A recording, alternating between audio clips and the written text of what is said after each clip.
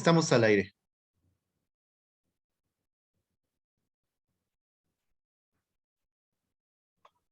Muy buenos días tengan todas y todos los presentes que nos acompañan en este evento virtual.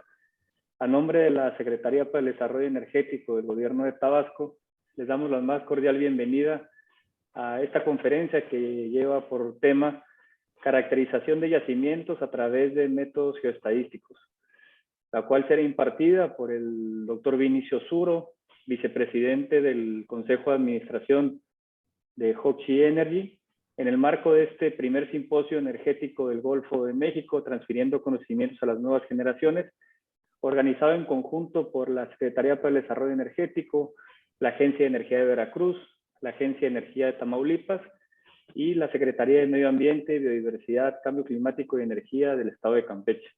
Todo esto en colaboración con la Asociación Mexicana de Empresas de Hidrocarburos. A continuación, les compartiré una breve reseña de nuestro ponente. El doctor Vinicio Zuro cuenta con 34 años de experiencia en el sector petrolero, teniendo su mayor crecimiento en Pemex Exploración y Producción. Tiene un doctorado por la Universidad de Stanford y es ingeniero geofísico por la Universidad Nacional Autónoma de México. Ha participado en exposiciones en la UNAM, en el Politécnico Nacional y en las universidades de Chicago y Stanford en Estados Unidos. Actualmente es vicepresidente del Consejo de Administración en Hochschild Energy. De igual manera, quisiera compartirles que para la dinámica de esta conferencia, el doctor Vinicio ha tenido a bien acceder a que conforme él vaya avanzando en su exposición y vayan surgiendo algunas dudas o cuestionamientos, le puedan ir realizando algunas preguntas, para lo cual solo les pediría que vayan levantando la mano en la plataforma de Zoom y Toño aquí de Amexi estará apoyando para ir abriendo los micrófonos y coordinando las preguntas. De igual manera habrá una sesión de preguntas y respuestas al término de la exposición del doctor Vinicio Zuro. Entonces, sin mayor preámbulo, los dejo con el doctor Vinicio Zuro para su conferencia. Muchas gracias a todas y a todos. Muchas gracias, Pablo. Nada más me gustaría confirmar que me están escuchando. Pablo, ¿todo bien? Sí, todo bien, doctor. Perfecto. Pues muchas gracias a los estados de nuestro México participando aquí. Los estados son partícipes de la gran megacuenca del Golfo de México, donde tenemos las mayores ocurrencias de hidrocarburos. Así que muchas gracias por la invitación. Siempre han sido generosos conmigo y con Hochschild Energy.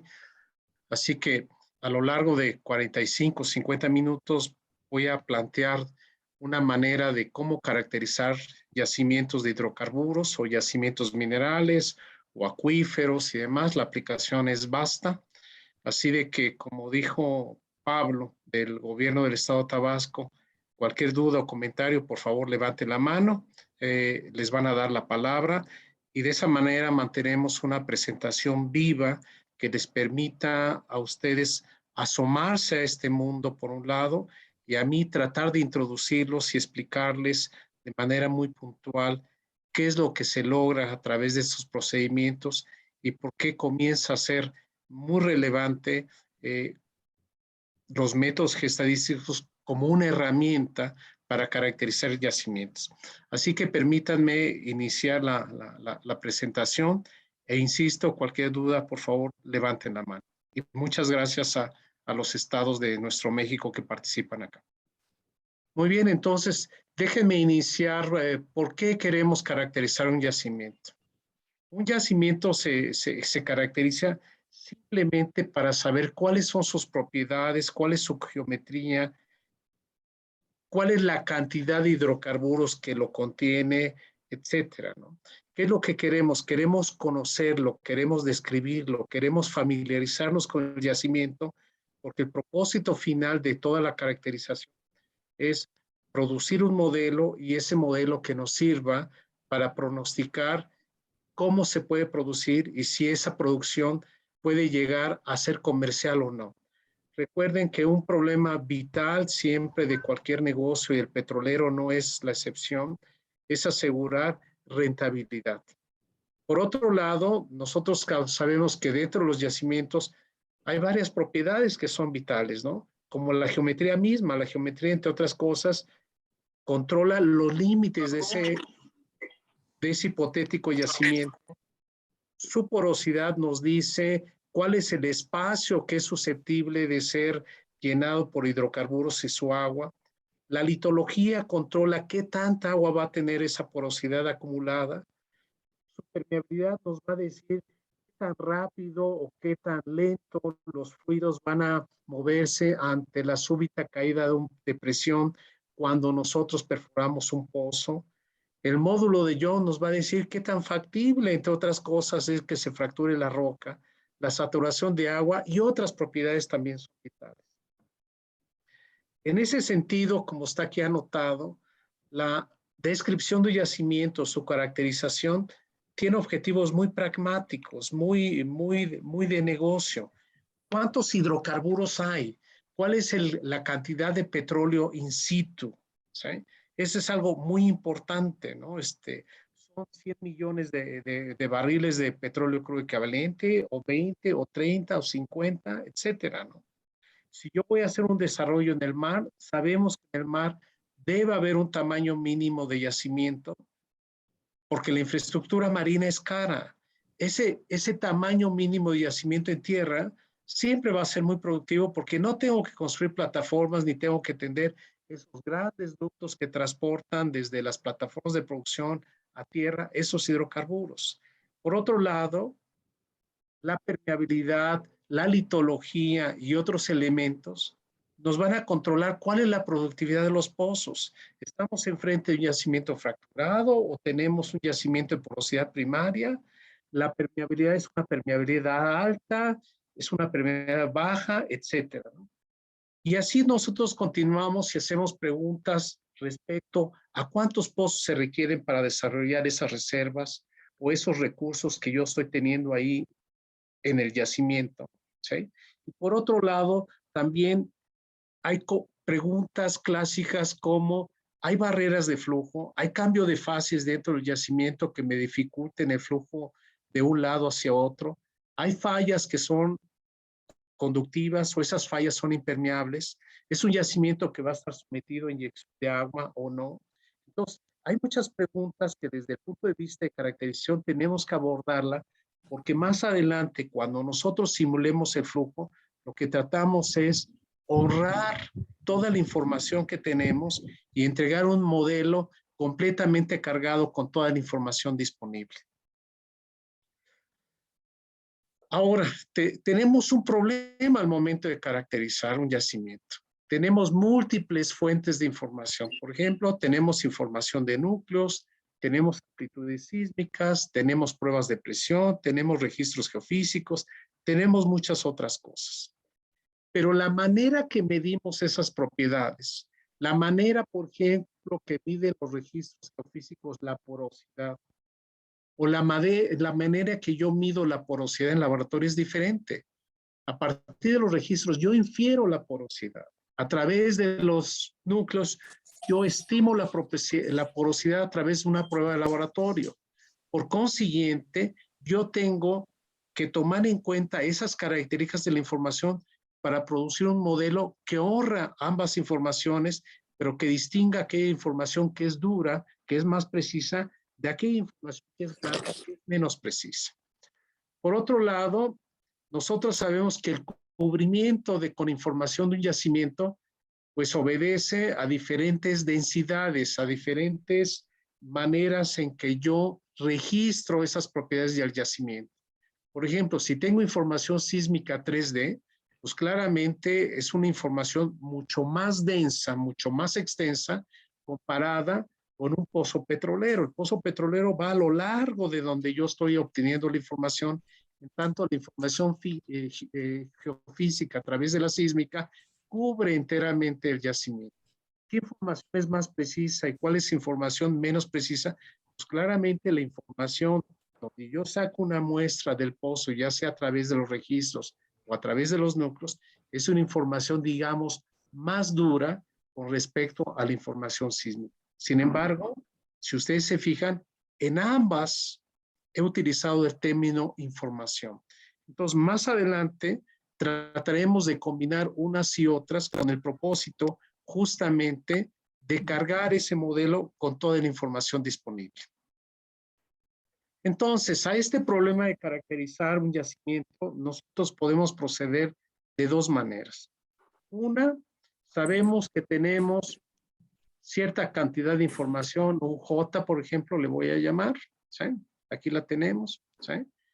Y yo voy a estimar esta propiedad de UJ en la posición 0. El número de muestras que yo tengo va de 1 hasta n.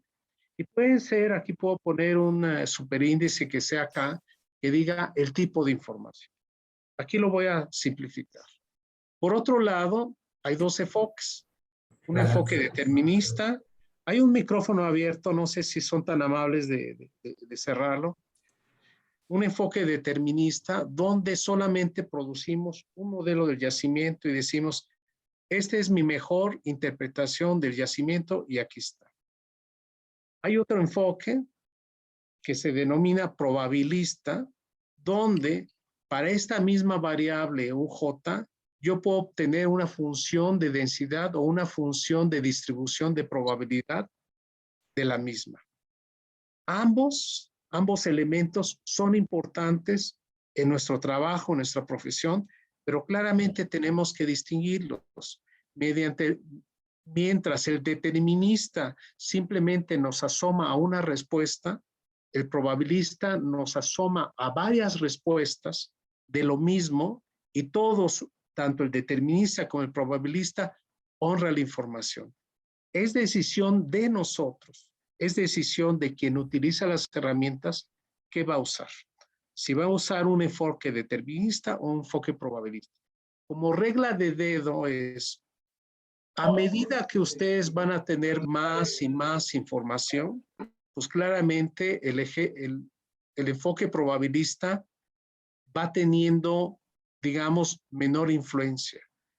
Si ustedes tienen poca información, siempre van a utilizar un enfoque probabilista. Creo que ahí había una pregunta, ¿verdad, Toño? Sí, pero bajaron la mano. Ah, ya la levantaron. Adelante, Luz. Luz Álvarez. Bueno, continúo, no hay problema. Entonces, ahora voy a tratar de explicar qué es una función de distribución. Una función de distribución no es otra cosa que una función de probabilidad que ustedes y nosotros conocimos en la escuela.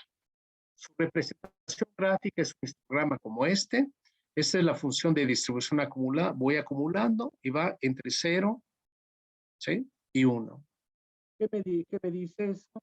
¿Cuál es la probabilidad que esa variable aleatoria sea menor o igual a 1? Pues es FU. Por ejemplo, acá, yo puedo decir, ¿cuál es la probabilidad de que esta variable, que son partes por millón de algo, sea inferior a 50%?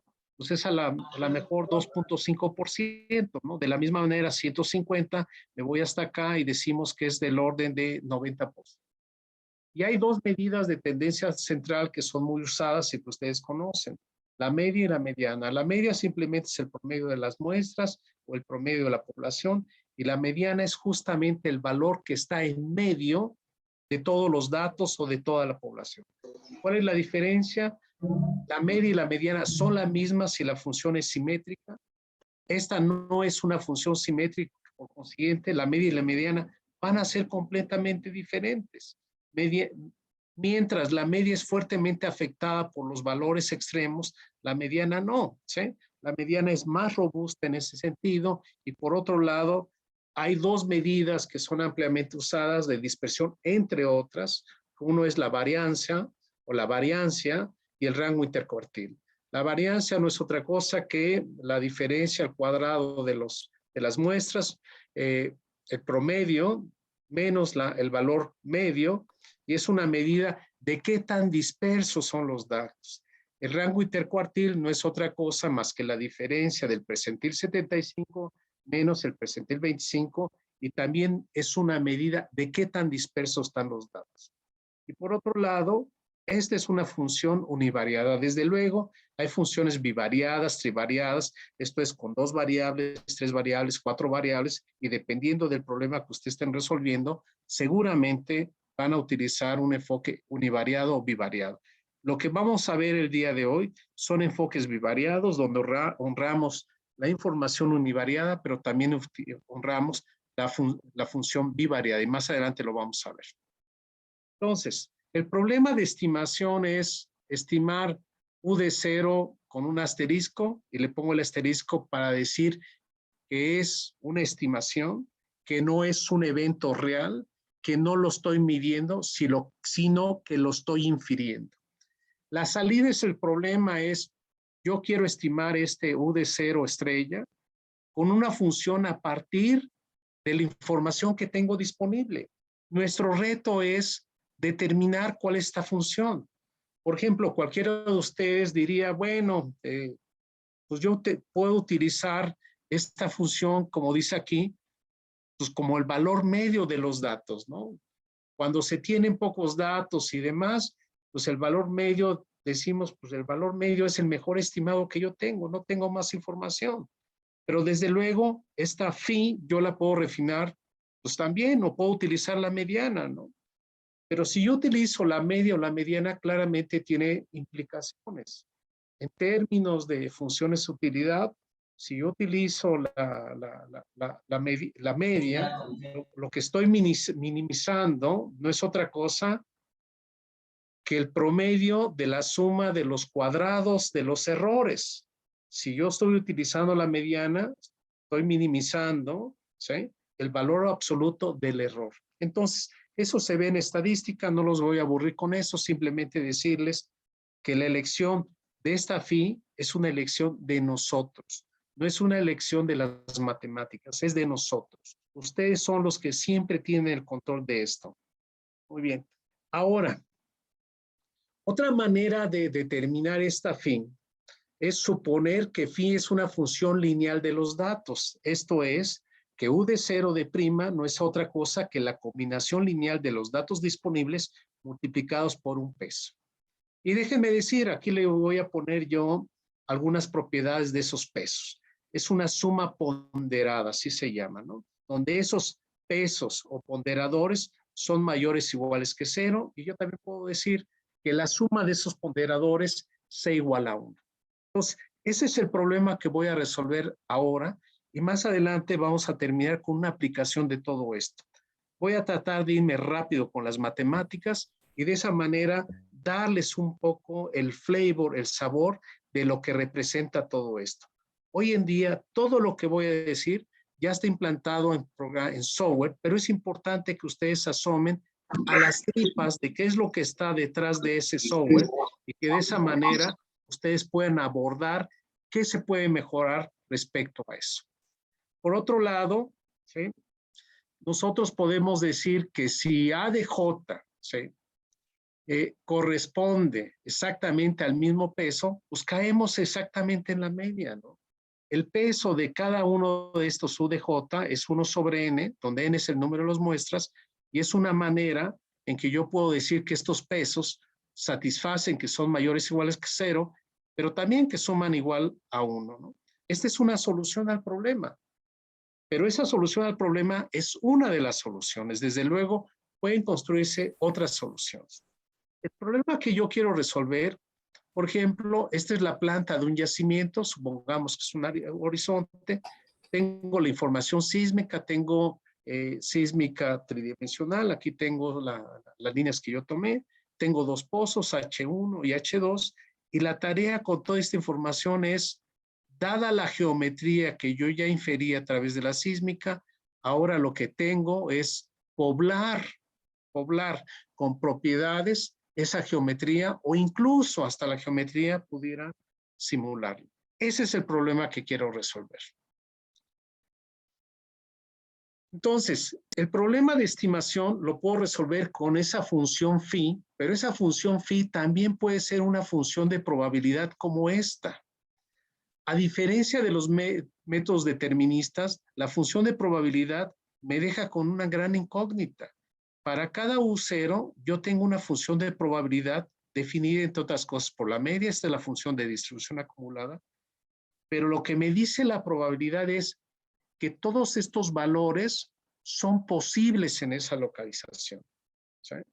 Eso quiere decir que si yo utilizo estos métodos probabilistas, por ejemplo, para este punto, yo tengo una función de probabilidad de la porosidad, tengo una función de probabilidad de la permeabilidad, yo tengo una función de probabilidad de la litología, yo tengo funciones de probabilidad, entre otras cosas, por ejemplo, de la saturación, si quiero hacerla aleatoria, etcétera.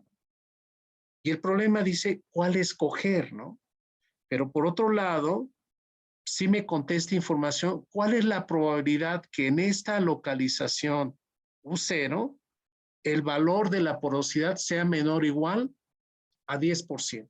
Y si resulta que si la función de probabilidad me dice que es 0.001, pues claramente yo cuando asigne propiedades no voy a ponerle ese valor, sino voy a poner un valor muy bajo. He visto que hay varias manos que se levantan, Toño. Ahí tú ve administrando y tú me dices, ¿no? Por favor.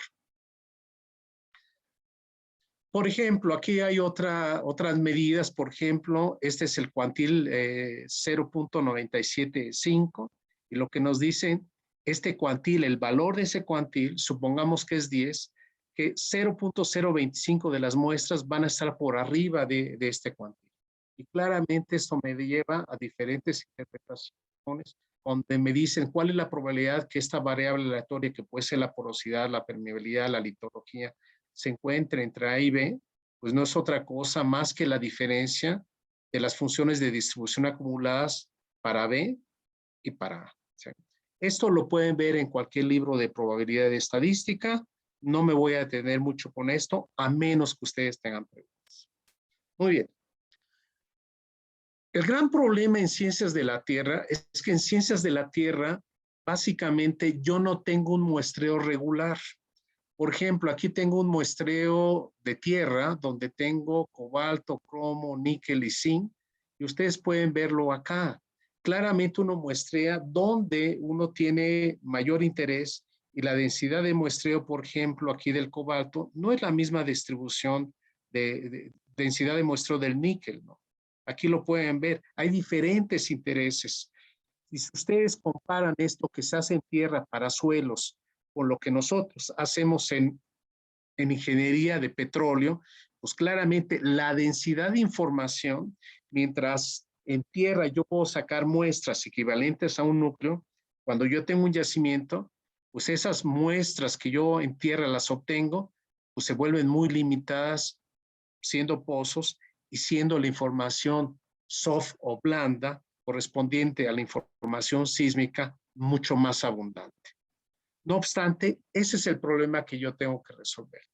Déjenme definir dos parámetros, la covariancia de estas variable U en la posición I o la variable UJ en la posición también alfa. Pues claramente aquí tengo que es el valor esperado del producto de la variable aleatoria U de I menos su media y la variable aleatoria J menos su media. Todo esto lo puedo desarrollar y puedo demostrar que si J, pues claramente pues es la varianza de I, si es el caso de I u J. Esto es muy importante, pero aquí lo que quiero enfatizar, que esta covariancia es una medida bivariada de cómo responde o cómo se comporta o cómo varía U de I con respecto a U de J, donde U puede ser la porosidad, puede ser la permeabilidad, y es una medida de la relación espacial de la porosidad o de la permeabilidad. Cuando ustedes, por ejemplo, tienen un yacimiento y ustedes quieren definir cuáles son sus propiedades, lo más evidente que ustedes pueden hacer es que aquellas muestras cercanas al dato están mucho más relacionadas al dato que un punto que está mucho más lejos del dato. ¿Por qué? Porque el proceso de génesis de esas propiedades, pues claramente nos indican que una muestra a 1 metro de la otra están más relacionadas que aquella muestra que está a 500 metros, que probablemente sufrió, digamos, otro tipo de historia al momento de generar la propiedad en cuestión. Ustedes seguramente han oído el coeficiente de correlación. El coeficiente de correlación no es otra cosa que la covariancia medida entre las variancias y toma un valor de -1 a 1. Lo interesante del coeficiente de correlación es que es una medida de la relación lineal de dos variables. Si es 1 o -1, significa que las variables están absolutamente relacionadas, pero desde el punto de vista lineal. Si ustedes quisieran otro tipo de relación, ¿sí?, diferente a la lineal, que fuera no lineal, sería cuadrática, cúbica, etcétera, pues claramente el tipo de covariancia deberían hablar de trivariancia o cuatrivariancia, etcétera, pero se va complicando el problema y eso exige mayor información. Aquí lo importante que quiero que se queden es el coeficiente de correlación es una medida, ¿sí?, de la relación lineal de dos variables. Y aquí lo podemos ver, por ejemplo, aquí tenemos la variable cadmio y demás, ¿no? Aquí lo tenemos, el coeficiente de correlación es 0.49, aquí entre cadmio y zinc es 0.6, aquí es 0.23 entre el níquel y el cobre, entre el zinc y el cobre es 0.5, 0.31 y 0.5. Aquí la pregunta que les haría, a partir de estas correlaciones gráficas que tenemos para cada punto de muestreo donde yo tomé una muestra de cadmio, níquel, zinc, níquel, etcétera, ¿cuál de estas variables está más relacionada una con otra? ¿Alguien me puede decir? Observen cuál es el coeficiente de correlación, que aquí lo tengo con ρ. Entonces, cuando hago la pregunta, ¿cuál es el coeficiente de correlación más alto? Nos indicaría que es donde se tiene el mayor relación lineal de una variable con otra. Entonces, nuevamente pregunto, ¿cuál es el conjunto de variables donde se tiene la máxima correlación lineal de una variable con respecto a la otra? ¿Tengo a alguien que me ayude con eso, por favor? A ver, hay dos participantes, tres. Escoge cualquiera, Toño, por favor. Sí, adelante, Josías, tienes el micrófono abierto.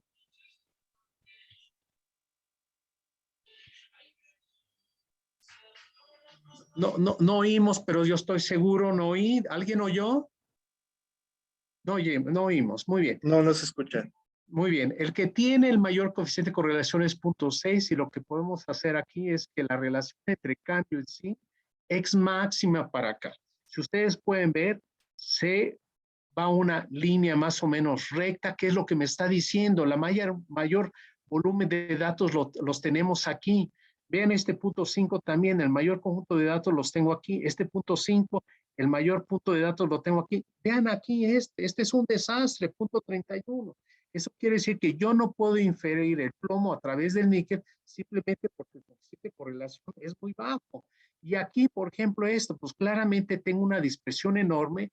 Entonces, lo que me están ilustrando estos correlogramos es básicamente cuál es la relación de una variable con otra.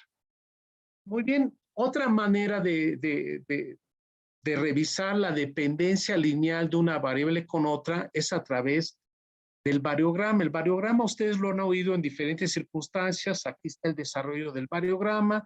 El variograma está ligado con la covariancia y aquí lo pueden ver ustedes, que el variograma no es otra cosa más que la varianza menos la covariancia a diferentes distancias, donde yo estoy utilizando la misma variable, por ejemplo, porosidad, a diferentes distancias, ¿no? Entonces, ¿qué quiere decir? Que si yo utilizo covarianzas o variogramas, pues claramente me está indicando exactamente lo mismo. Por razones históricas, toda la geoestadística se hizo en base al variograma. Sin embargo, al resolver el sistema de ecuaciones que más adelante veremos, siempre se utiliza la covarianza. La covarianza, en conclusión, es la medida de relación lineal de dos variables separadas por un vector h. ¿Esto qué quiere decir? Si yo me regreso otra vez a todo lo que yo he venido diciendo de ingeniería petrolera, ¿sí?, Déjenme regresar. Muy bien.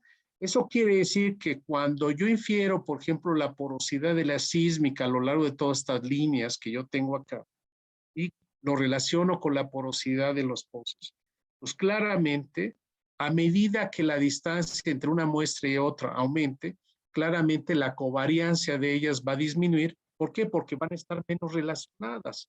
¿Por qué? Porque el proceso de génesis, por ejemplo, la porosidad, claramente una muestra separada 1 metro de otra está más relacionada con una muestra separada 100 metros de otra. Y eso es lo que nos va a indicar las covariancias, los variogramas, como lo vamos a ver a continuación.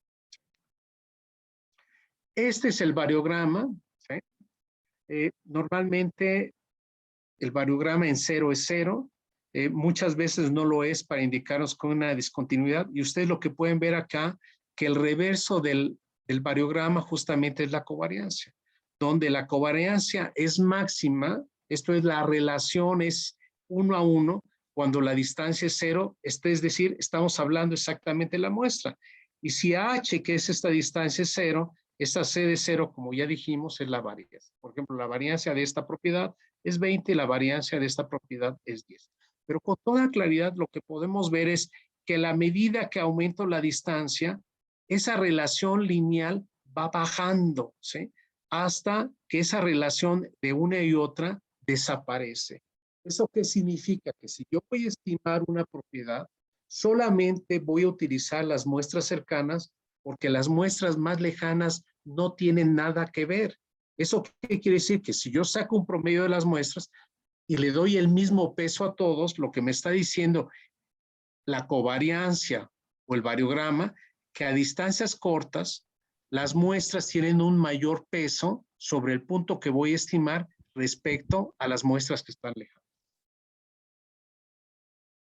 Por otro lado, ese variograma, como yo les decía, o covarianza, se puede estimar para diferentes H's, donde H es un vector. Entonces, aquí lo que podemos ver, este es un fenómeno isotrópico, este es que en cualquier dirección tiene el mismo tiene el mismo comportamiento, pero que si no es el caso, en esta dirección, por ejemplo, tengo una mayor relación de esas variables con respecto a esta dirección perpendicular a esta.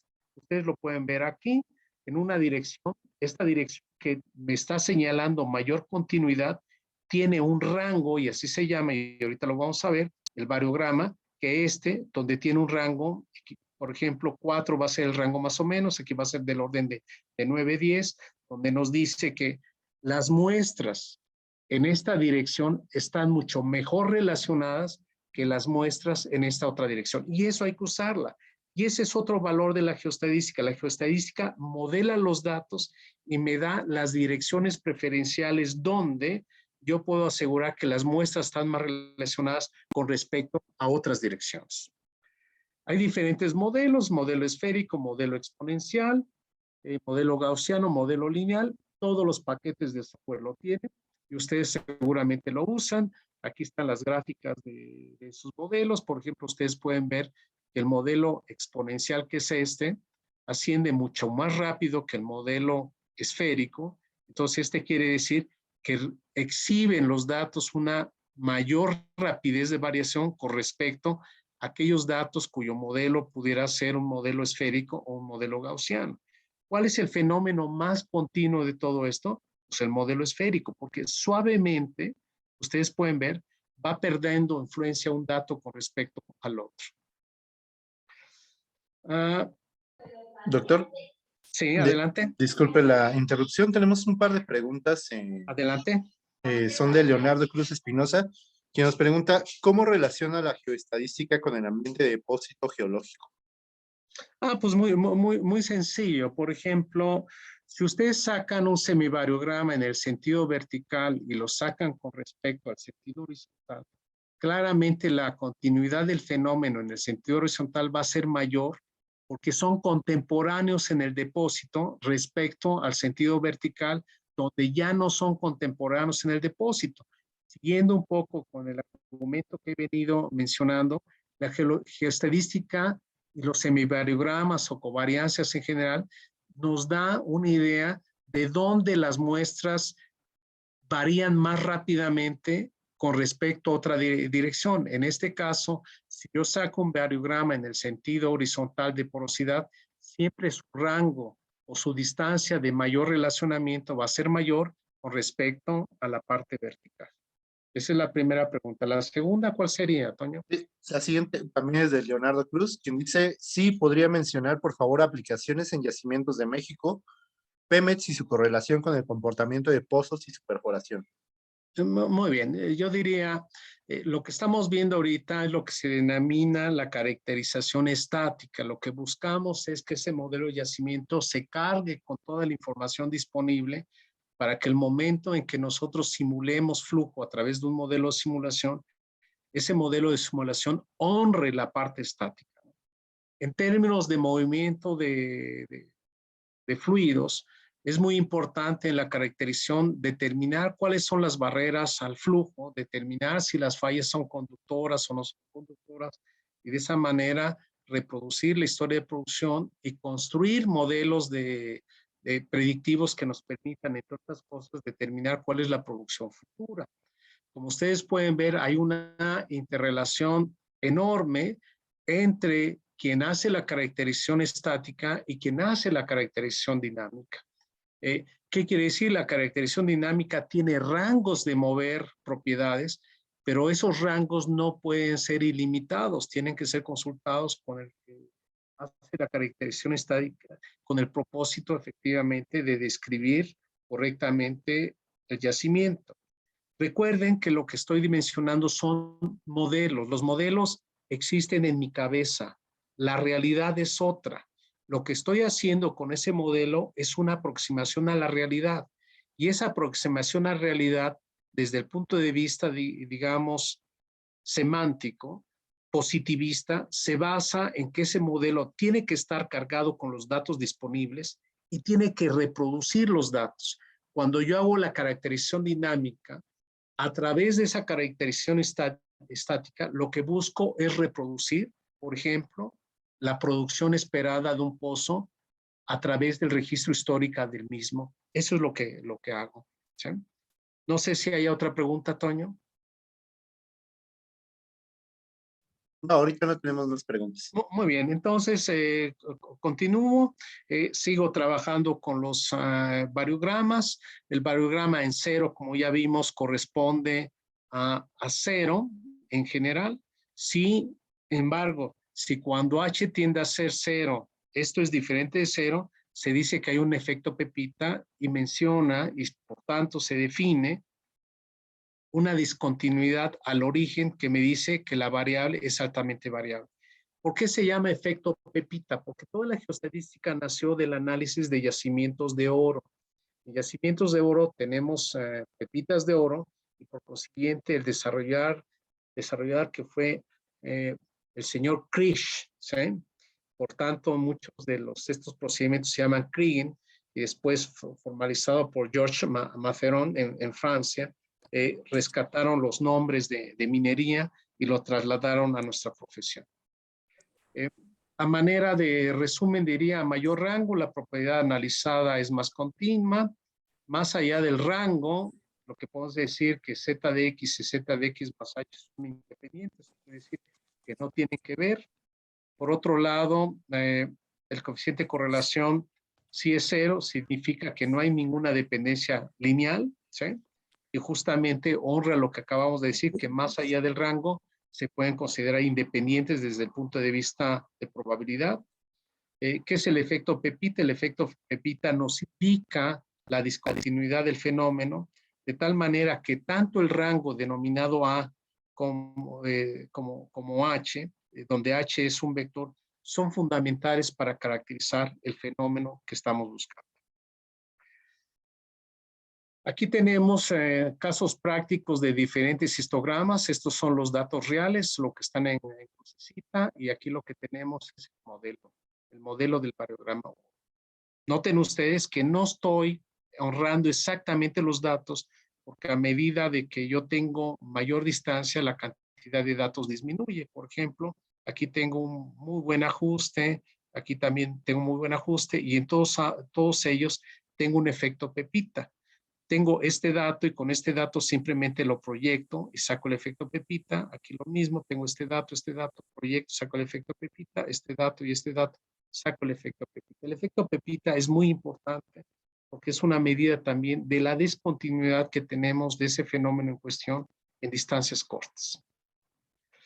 Muy bien, vamos a continuar con nuestra fin y lo que vamos a tratar de determinar estos ponderadores WDI a través de algunas características. Otra vez tengo mi yacimiento, tengo mis datos y a través de esos datos yo quiero estimar aquí cuál es esa propiedad que puede ser porosidad, puede ser permeabilidad, lo que ustedes quieran. El error, pues simplemente es definido de la siguiente manera. Es el valor estimado menos el valor real. Recuerden ustedes que yo no conozco el valor real.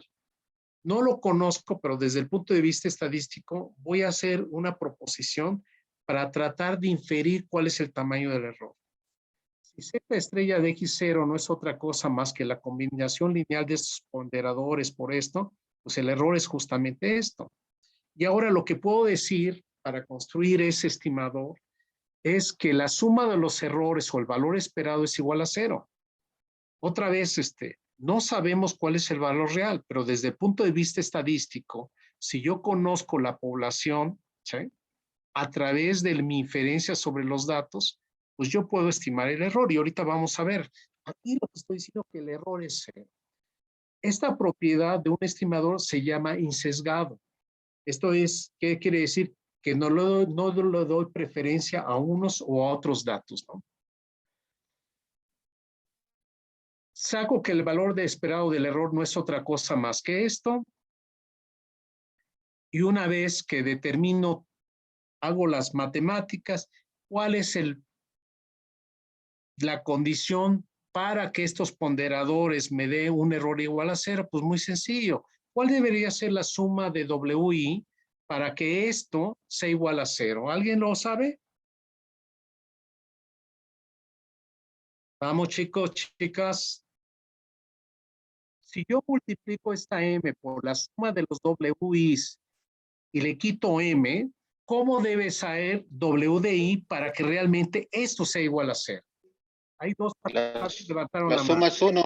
La suma es 1. La suma es 1, exactamente. Entonces, si yo logro construir un estimador donde la suma de estos ponderadores sea igual a 1, el promedio de los errores es 0. Entonces, es un buen estimador. En promedio, no me equivoco.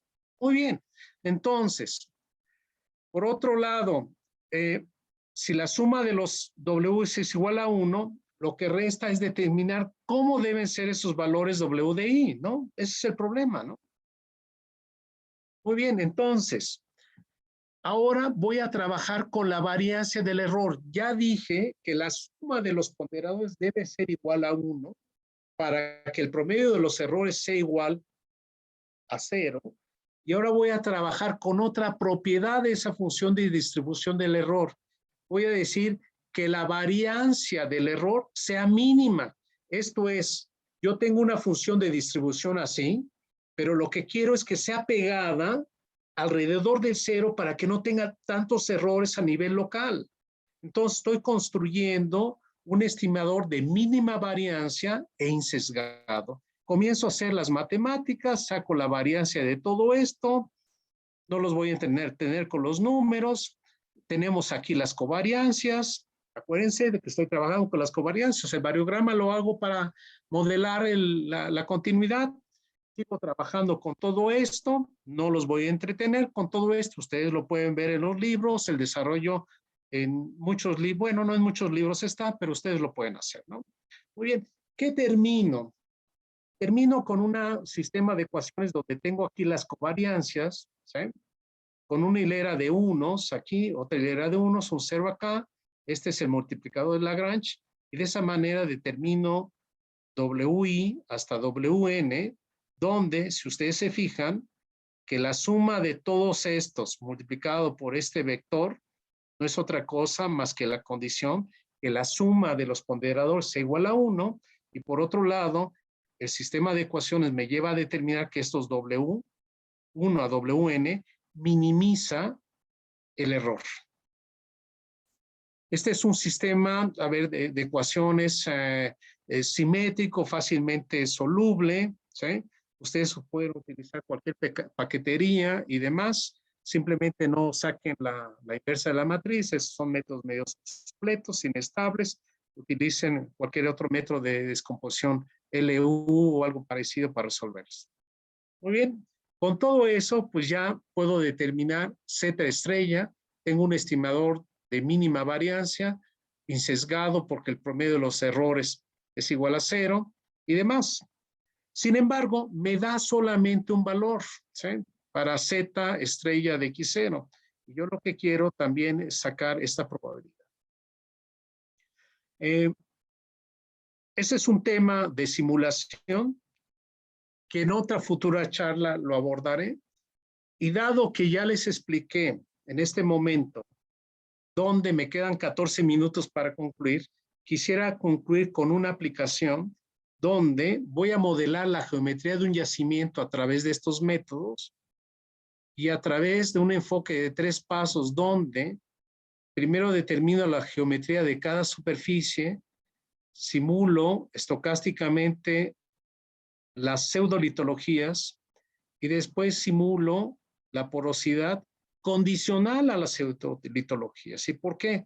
Si yo voy a estimar la porosidad de una caliza, pues va a ser diferente la relación de esa porosidad a que la simulo si estoy en un ambiente de dolomías, ¿no? Entonces, pues claramente va a ser diferente. Muy bien. Entonces, yo modelo a través de los variogramas de la información sísmica y demás, a través de este variograma, tengo un efecto pipita, que aquí lo pueden ver, 1.322, que significa que es una superficie discontinua. Por otro lado, yo tengo una dolomita, tengo calizas, tengo lutitas con esos atributos y demás. El rango de correlación horizontal, y aquí aprovecho la pregunta de Leonardo, tienen una correlación entre 1 y 2 kilómetros en el sentido horizontal. Desde el punto de vista vertical tengo entre 5 y 20 metros. Aquí pesa mucho lo que mencionaba. Los depósitos son más horizontales. Desde luego aquí tenemos procesos diagenéticos que convierten la caliza en dolomita. Y lo que tenemos aquí, un modelo de exponencial, de variogramas exponenciales. La porosidad, voy a utilizar un proceso de simulación estocástica que parte con toda claridad a partir de todo el formulario que acabamos de ver. Utilizo semivariogramas esféricos para esta porosidad. Recuerden que para las superficies estoy utilizando variogramas exponenciales. Esto es más continuo, los exponenciales. Los esféricos son más discontinuos para la porosidad.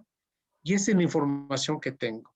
El rejillado es toda la información sísmica que tengo. Los demás son pozos que tengo. Este es un pozo ubicado en el Golfo de México. ¿Sí? No diré el nombre por razones de confidencialidad. Ustedes pueden ver, tengo 3 plataformas de producción, esta y esta, y aquí están los pozos con sus trayectorias marcadas, ¿no? Aquí tengo ya determinada la cima de esta primera unidad. Lo rojo es la parte más superficial, lo azul es un bajo, ¿sí? Ustedes pueden ver acá mapas de isopacas que ya construí con toda la información de los pozos, con toda la interpretación de la sísmica. Aquí puedo ver ya cómo estoy simulando para cada una de las capas las diferentes litologías. Ustedes pueden ver que honra la información de los pozos. Estos pequeños puntos blancos son los pozos que yo tengo. Con toda claridad estoy reproduciéndolo y a través de los variogramas yo determino cuál es la geometría de esas pseudolitologías. Y digo pseudolitologías porque es algo que uno define. Es nuestro criterio de llamarle a la dolomita cuando ciertas propiedades están, tanto de arcilla, tanto de caliza. Si la mayor fase presente es la dolomita, pues la dolomita lo pongo. Y aquí pueden ver secciones de esas estructuras. Ustedes pueden ver aquí en diferentes colores las diferentes pseudolitologías que yo tengo. Desde luego tienen continuidad, como ustedes pueden verlo acá. Honra los datos tanto de los pozos como de los núcleos, como de la información sísmica interpretada. Aquí tienen ustedes la información para, en términos de rangos horizontales, rangos verticales. Aquí pueden ver notablemente cómo en el sentido vertical es un fenómeno anisotrópico, cómo en algunos de ellos tienen efecto pepita, y eso es lo que permite simular. Y en el rango horizontal, tenerlo de este tamaño nos permite darle la continuidad en el sentido horizontal, pero en el sentido vertical no. En el sentido vertical tengo una alta discontinuidad, como se pueden ver aquí en el rango vertical. Aquí pueden ver ya la simulación de la porosidad sujeta a la litología. ¿Sí? La litología es importante porque la litología condiciona cuáles son las propiedades petrofísicas. Aquí tenemos otra muestra y demás. Entonces son trabajos de equipo, trabajos no sencillos, trabajos donde el intérprete sísmico tiene que estar junto con ustedes, el intérprete petrofísico también, tiene que tener disponibles los ensayos de laboratorio, tienen que tener todo eso y tienen que tener sobre todo esa idea de que lo que van a construir es un modelo.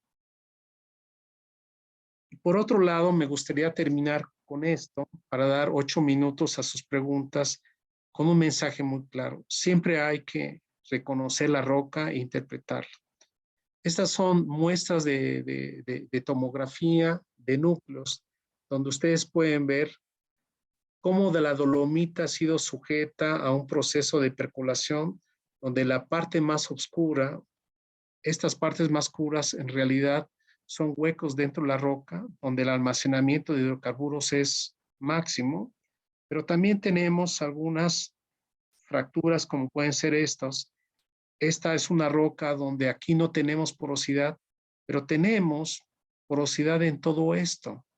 Aquí es otra muestra donde tenemos la misma coloración, donde ustedes pueden ver que esto, estar sometido a un proceso de intemperismo, un proceso de percolación, construye grandes canales, ¿sí?, comunicados de alta porosidad y por tanto de alta permeabilidad, que rápidamente cuando se perfora un pozo, rápidamente se vacía eso ante el cambio de presión de un lugar a otro. Y esta es otra muestra donde con toda claridad nos muestra estos pequeños búbulos dentro de la roca, que así se denominan, y por la manera en que están distribuidos, se han clasificado como touching box, que son búbulos que se conectan y que en simulación, por ejemplo, se pudiera caracterizar como un yacimiento naturalmente fracturado, que es un modelo en la cabeza de nosotros, pues porque la roca es esto, no existen los cuadraditos con las fracturas que nos da lugar a la solución de sistemas de ecuaciones. ¿Por qué es lo que se puede resolver? Resolver esto y plantearlo es complicado. Avenidas de investigación, a partir de esto ustedes pueden construir rocas numéricas para sacar permeabilidades equivalentes y de esta manera informar al simulador y tener una respuesta mucho más puntual del comportamiento de los yacimientos. Con esto terminaría, siempre recomendándoles, asómense a la roca, vean qué es lo que van a modelar. No es un ejercicio de software, es un ejercicio de conceptualizar la realidad a través de un modelo, siempre pensando que el modelo es eso, solamente un modelo, donde tenemos que estar dispuestos a modificarlo dependiendo de la respuesta que tenemos a través de la historia de la explotación de yacimiento. Con esto terminaré el día de hoy y estaría abierto a sus preguntas, agradeciéndoles de antemano su paciencia y su generosidad al haber permanecido tanto tiempo conmigo. Muchas gracias. Así que adelante con las preguntas. Sí. Adelante, Fernando. Fernando Franco.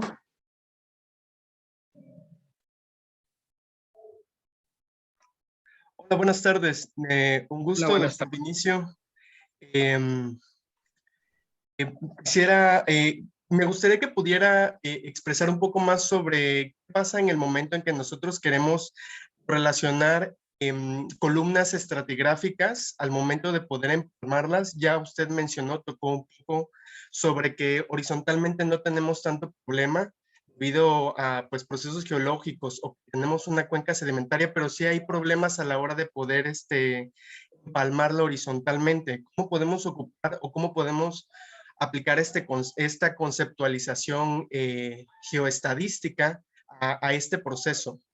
Encontramos cimas y bases desfasadas completamente a lo largo de toda la cuenca que se esté analizando. Muy bien, primero, yo lo que diría, tienes que tener datos para hacer todo lo que estás diciendo, ¿no? Eso es importante, ¿sí?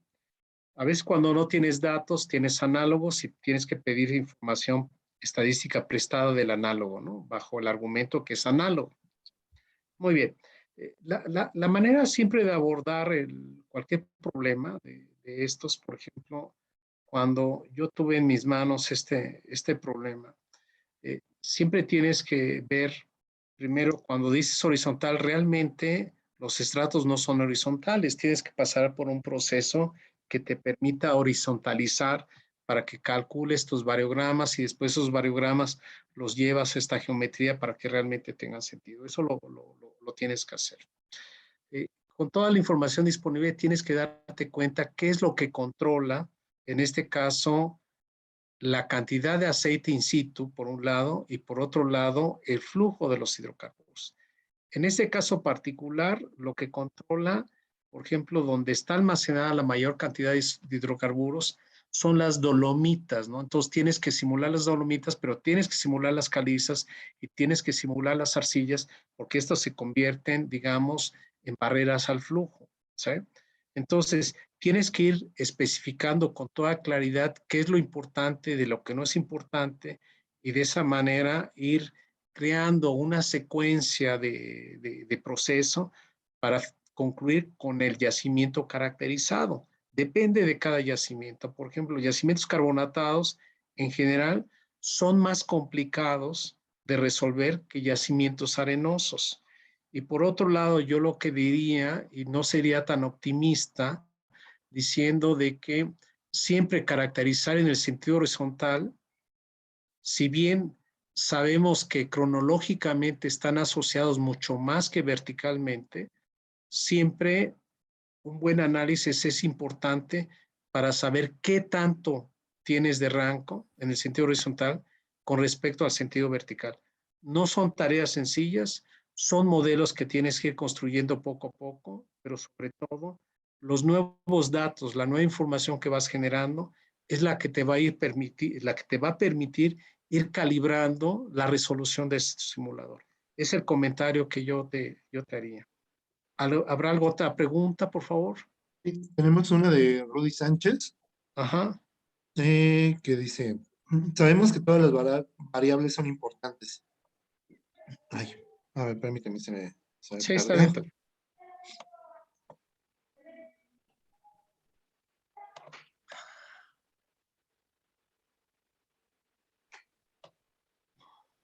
Sabemos que todas las variables son importantes, pero las más importantes, ¿cuál podría ser antes de hacer una simulación e invertir?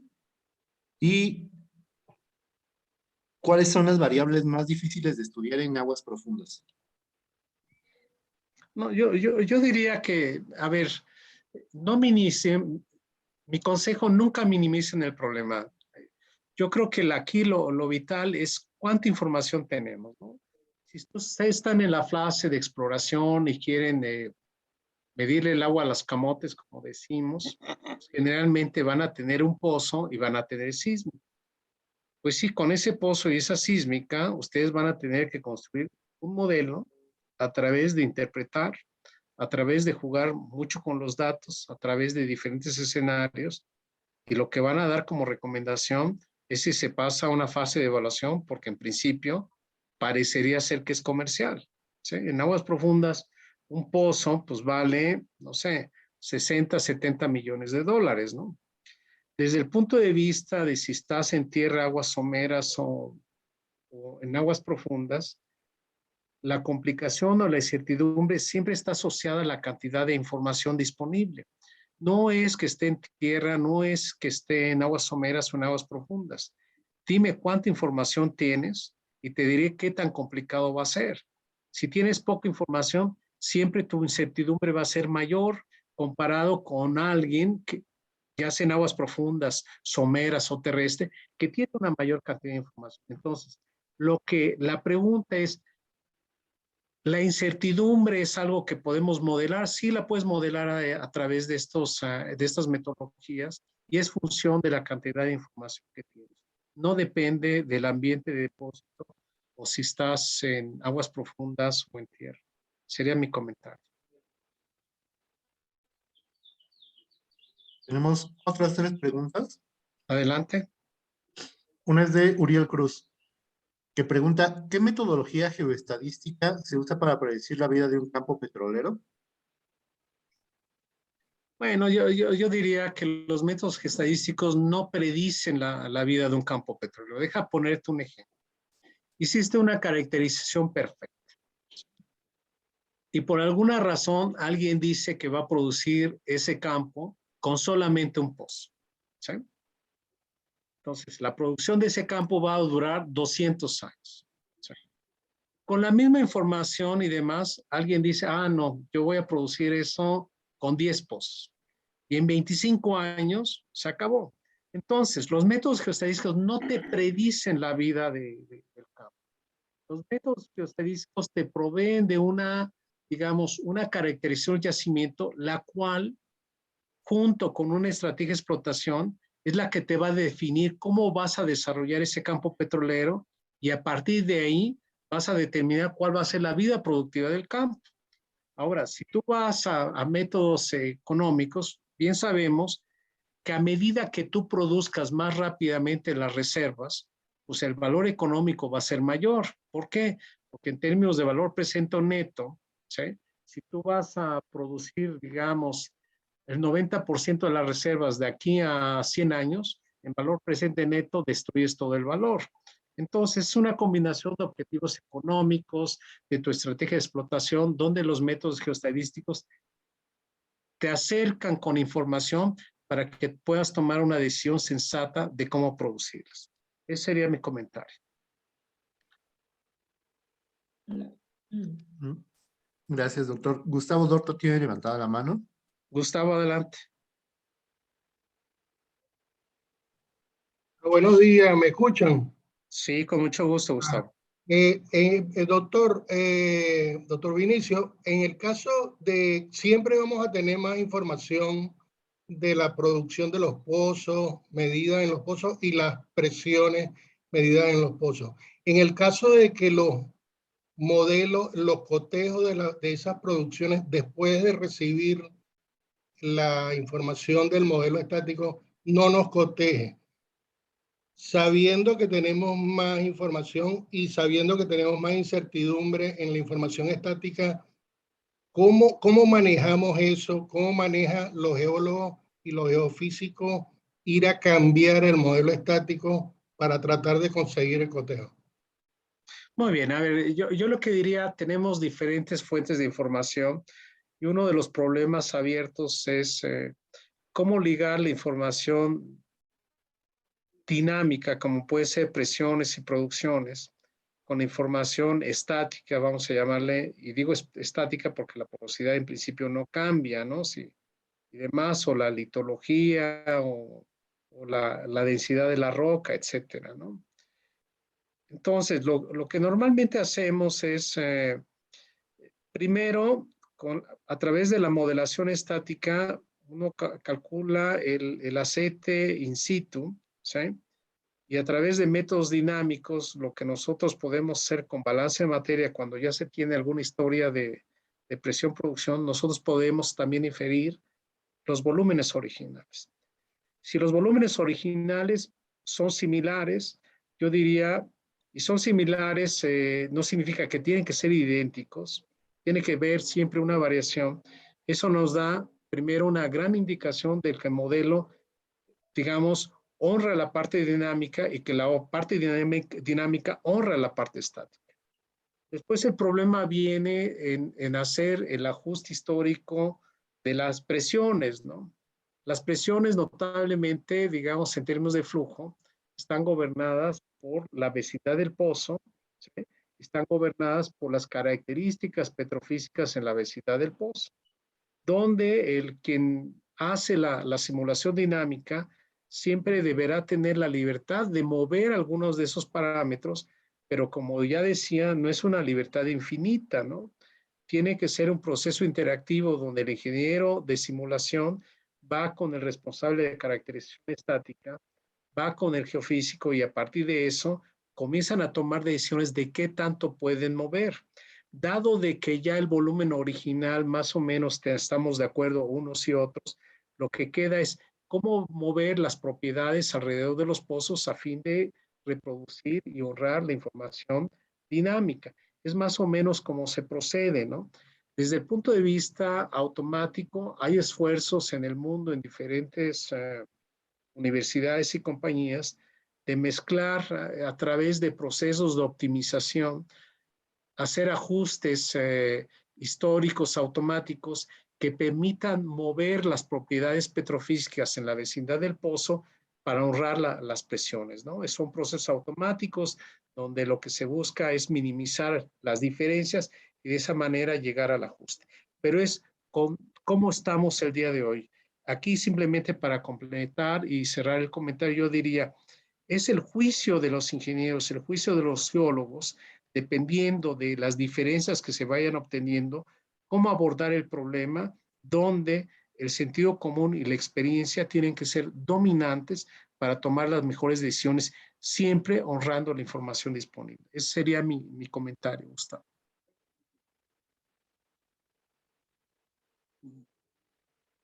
Muchas gracias, doctor.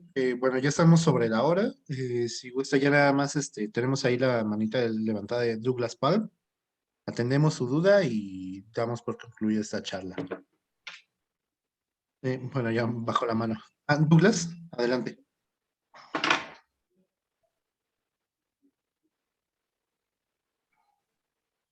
Muy buenos días a todos, doctor Suro, un placer oírlo. Gustavo. No, ya con lo que contestó quedé claro. Tenía una duda, pero ya fue contestada por usted. Mil gracias. Excelente presentación, doctor.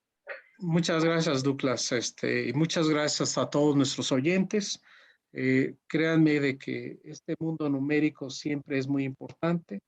Yo diría los últimos 30 años lo que se ha tratado en la industria es de hacer mucho más cuantitativo todos los procesos geológicos, geofísicos y de ingeniería de yacimientos. La gran tarea que tenemos todavía es de construir metodologías que nos permitan abordar de manera consistente todas las fuentes de información. Diferentes esfuerzos se han hecho.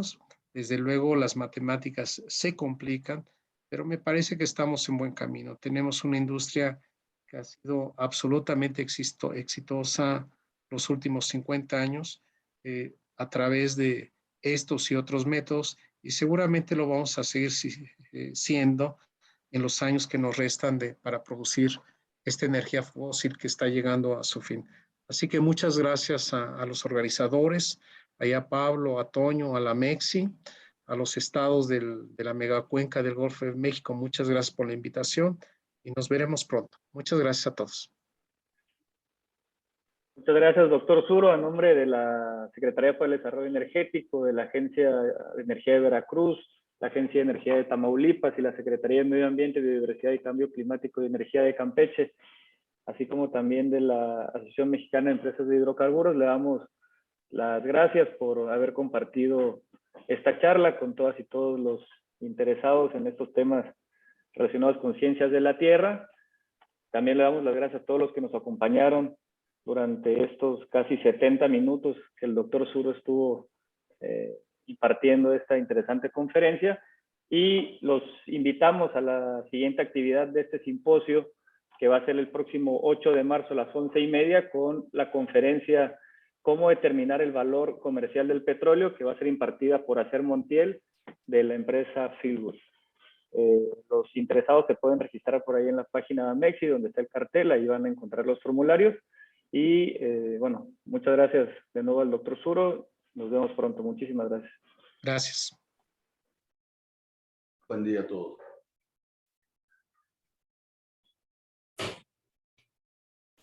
Muchas gracias. Gracias a todos, gracias.